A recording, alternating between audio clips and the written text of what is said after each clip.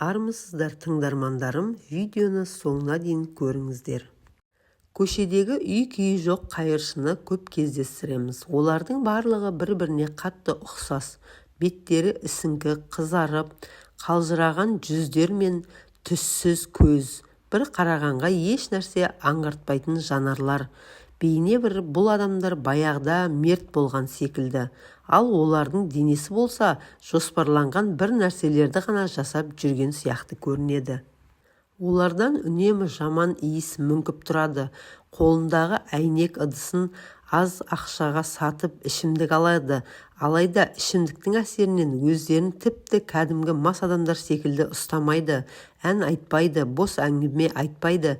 Тек қана бөгеліп, көшенің қақ ортасында бір орында қатады да тұрады.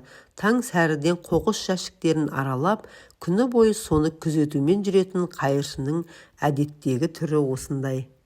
Осы адамдар көшеде қаңғып қалмас бұрын кім болған екен деп ойлаймын. Бәлкім олардың да ата-аналары, отбасы, жұмысы болған шығар.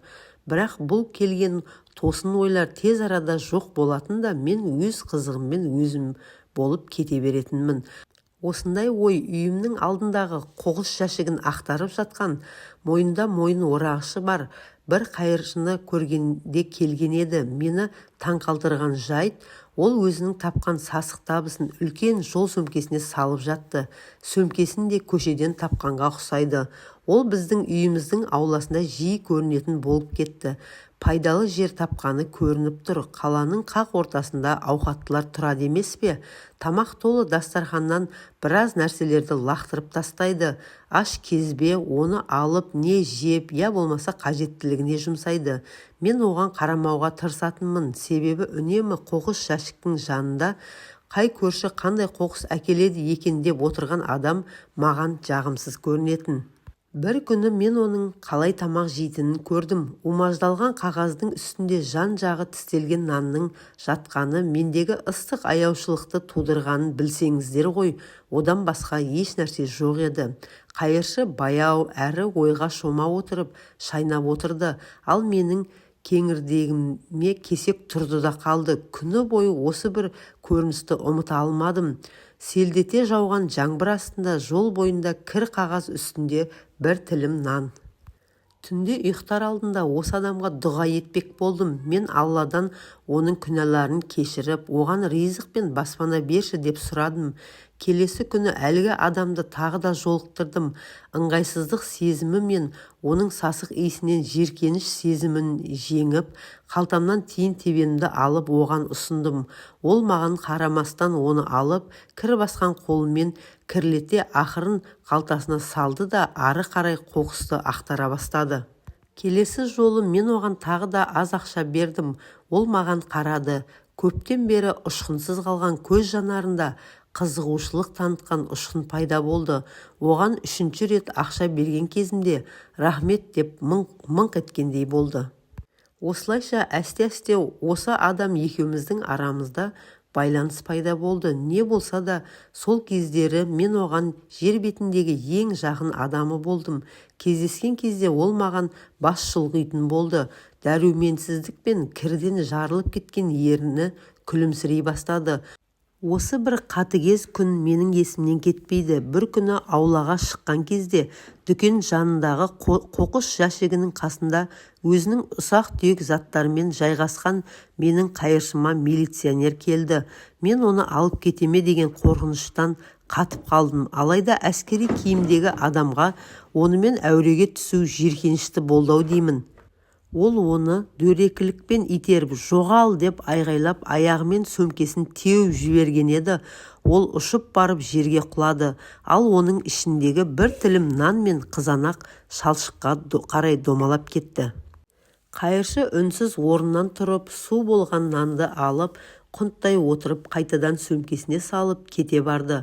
Аяушылық пен жанашырлықтан тұншығып барам. Қарны тоқ милиционерге барып, неге ғана аш адамды наннан айырасың дегім келді. Бірақ мен тек қана жұдырығымды түйе қарап тұрдым. Не істей алар едім? Менің жасым бар жоғы 16-да ғана. Әрі тәртіп сақшыларымен байланысқа түсуге өзім де қорықтым. Осыдан соң бір апта бойы әлгі қайыршыны көрмей кеттім. Осы адам үшін әр күні дұға еттім. Тіпті ол енді келмейтін шығар деп оны сағына бастадым. Бір апта өткен соң біздің ауланың қоқыс жәшігінің жанынан оны қайтадан көрген кезде қуанышымда шек болмады. Дәл осы күні анам сөрелердегі ескі киімдерді реттеген еді. Мен анама жақындап, ауладағы қайыршыны байқады ма жоқ па сұрамадым.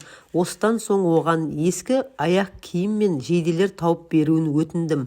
Анам киім-кешектерді жинап берген соң, қоқыс жәшігінің жанында ұйықтап жатқан еркектің жанына қойдым. Ол көзін ашып, сөмке толы заттарды көрген кезде асықпай ақтарып алсын деп қашып кеттім. Осы күні менің жоспарым пісіп жетілді. Мен бұл адамға Құран сыйламақ болып шештім. Мен оның мұсылман екендігін әлде емес екендігін білмедім. Тіпті бұрын кім болғанын, не істегенін де білмедім. Бір білгенім, егер оның қолында Құран болар болса, ол өзінің рухын сақтап қалатыны. Жастық жалын мен сезім, қолына Құран ұстаған адам теріс жолмен жүрмейді деп үміттендіреді. Ол әдеттегінше кір-қожалақ жыртық болып жүре берсе де, жан дүниесі тазаланып сәулеленеді. Мен көп қиналдым, шешімге келе алмай уайымдадым. Бір күні дұға етіп отырып, беруге дайын екенімді сездім. Алдын ала сатып әкеліп дайындап қойған қасиетті Құранды орамалға орап, қайыршымды іздеуге шықтым. Оны көп іздеп жүрген жоқпын. Ол өзінің жұмыс орнында отыр екен. Біраз ақша бердім де қолына түйіншекті ұстаттым. Ол маған сұраулы жүзімен қарап қалды. Ал мен болсам тек күлімсіреп тұрдым. Қанша уақыттан бері таныс болып қалсақ та, бір-бірімізге сөйлескен жоқпыз. Осыдан соң біз мүлдем көріспей кеттік. Мен емтихандарымды тапсырып жүрдім де, ол туралы ойлауға мүлде уақыт болмай кетті. Менің жолым болып Түрік университетіне оқуға түстім. Қаладан кетіп, студенттік өмірдің қызығына баспен кіріп кеттім. Уақыт өте келе мен ауладағы досымды ұмыта бастадым. Бір жылдан соң демалыста үйіме келдім. Туыстарым, достарым, мен бақытты едім. Бір кеште мен сыныптастарыммен кездесіп үйіме келе жатқан едім. Бір ер адамның дауысы тоқтатты. Тосыннан шыққан дауысқа есім шығып қалды. Артыма қарасам, ер адам тұр екен. Жаман оймен мұны ұры деп ойладым да, қашпақшы болып тұр едім. Бір нәрсе ұстап қалды. Қорқыныш ұстап қалды ма, әлде басқа нәрсе ма? Әлгі адамның дауысы жұмсақ екен. Ол маған зиян бермес деген ой келді. Не керек саған деп мыңқ еттім. Бауырым, сен жақсы адамсың. Мен сенің осы жерде тұратыныңды білемін. Сенің үйіңе келгеніңді көріп, қасыңа келуге бел байладым. Айтайын дегенім, бұл жерде сенен басқа менің ешкімім жоқ. Рахмет саған, жігітім. Осы кезде ғана мен оны таныдым. Бұл менің қайыршым болатын. Оның үстінде мен үйден алып шығып берген менің әкемнің ескі жейдесі мен аяқ киімі болды. Ол таза әрі ұқыпты болып тұр. Жұпыны киінсе де сақал мұртын қырған, шашын алған тәп-тәуір адам. Ассалаумағалейкум деп ұялғанымнан міңгірледім. Өйткені біз ешқашан сөйлеспеген едік қой. Уағалейкум әссалам. Есіңде ме, сен маған кітап сыйлаған едің ғой. Оны көрген кезде мен ұзақ жыладым. Сол кезде мен өзімнің даладағы қаңғыбас ит емес екенімді түсіндім.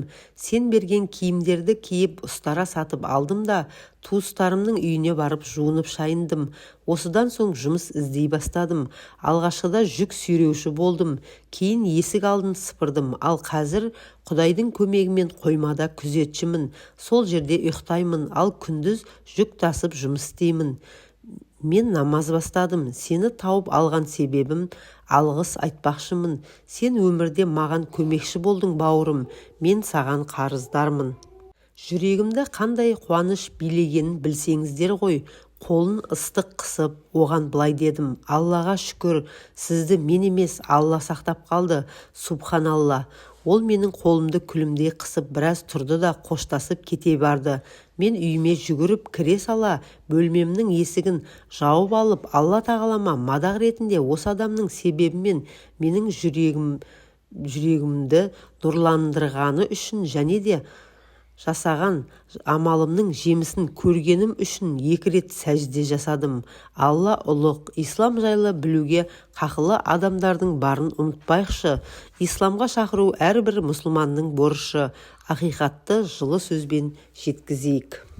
Құрметті тыңдарман, әңгіме ұнаса тіркеліп, лайк басуды ұмытпаңыз.